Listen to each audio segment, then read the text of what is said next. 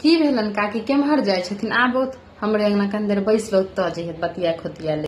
की आब कनिया, बड्ड टेंशन में रहे। देखियो लाल काकी अंगना जाय छलियन, गेटे पर जे गेलियन तो सुनलियन पुतहु के नतीजा केने छथिन। हम जे गेट पर गेलौं तरका आँखि हमरा दिसन देख ललखिन, तहन कहे छलखिन पुतहु के लोक के साउस वाला कोनो हमर किस्मत है जे लोक के पुतहु अपन साउस के तरहत पर के रखने छै, बड्ड मानै छै।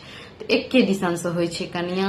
हम अपना पुतहु के जे करे छियै त हमरो पुतहु त हमरा करबे करैया, देखे छियै कते करैया, किछ नहीं कर दैया बेचारी को, खर के नहीं दुख दिया दैया हमरा हमर पुतहु। जाउत काकी की करथिन, हुनकर ओहे रुतबे छै, कनी बर्दाश्त करो।